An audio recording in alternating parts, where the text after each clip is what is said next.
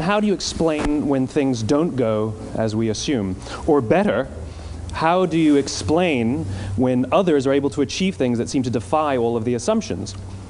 For example, why is Apple so innovative? Year after year after year after year, they're more innovative than all their competition.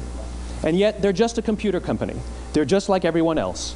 They have the same access to the same talent, the same agencies, the same consultants, the same media.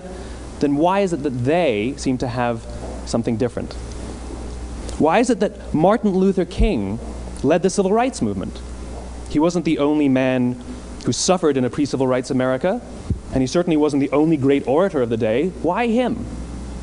And why is it that the Wright brothers were able to figure out controlled powered manned flight when there were certainly other teams who were better qualified, better funded, and they didn't achieve powered manned flight, and the Wright brothers beat them to it? There's something else at play here. About 3.5 years ago, I made a discovery. And this discovery profoundly changed my view on how I thought the world worked, and it even profoundly changed the way in which I operate in it.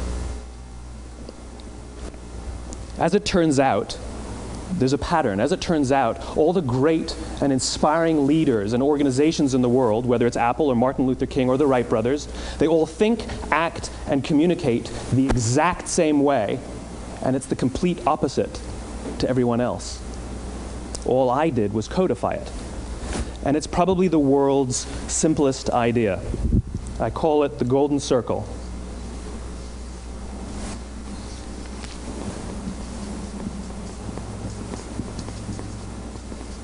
Why, how, what? This little idea explains why some organizations and some leaders are able to inspire where others aren't. Let me define the terms really quickly. Every single person, every single organization on the planet knows what they do, 100%. Some know how they do it, whether you call it your differentiating value proposition or your proprietary process or your USP. But very, very few people or organizations know why they do what they do. And by why, I don't mean to make a profit. That's a result. It's always a result. By why, I mean what's your purpose? What's your cause? What's your belief? Why does your organization exist? Why do you get out of bed in the morning? And why should anyone care? Well, as a result, the way we think, the way we act, the way we communicate is from the outside in. It's obvious. We go from the clearest thing to the fuzziest thing. But the inspired leaders and the inspired organizations, regardless of their size, regardless of their industry, all think, act, and communicate from the inside out. Let me give you an example. I use Apple because they're easy to understand and everybody gets it. If Apple were like everyone else, a marketing message from them might sound like this. We make great computers. They're beautifully designed, simple to use, and user-friendly. Want to buy one? Meh. And that's how most of us communicate. That's how most marketing is done, that's how most sales is done, and that's how most of us communicate interpersonally. We say what we do, we say how we're different or how we're better, and we expect some sort of behavior, a purchase, a vote, something like that. Here's our new law firm. We have the best lawyers with the biggest clients. We have, we always perform for our clients, do business with us. Here's our new car. It gets great gas mileage. It has, leather seats. Buy our car. But it's uninspiring. Here's how Apple actually communicates. Everything we do, we believe in challenging the status quo. We believe in thinking differently.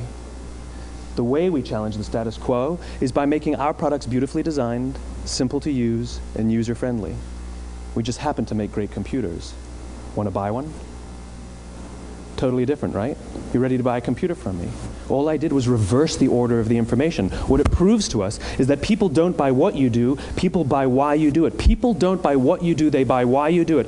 This explains why every single person in this room is perfectly comfortable buying a computer from Apple.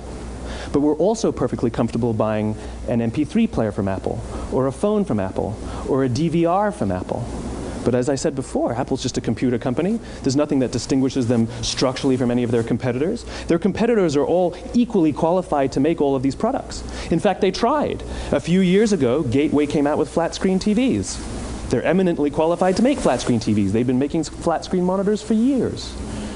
Nobody bought one.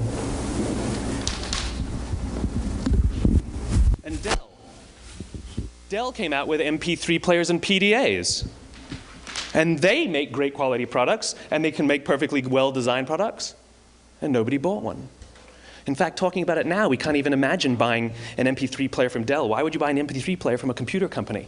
But we do it every day. People don't buy what you do, they buy why you do it. The goal is not to do business with everybody who needs what you have. The goal is to do business with people who believe what you believe.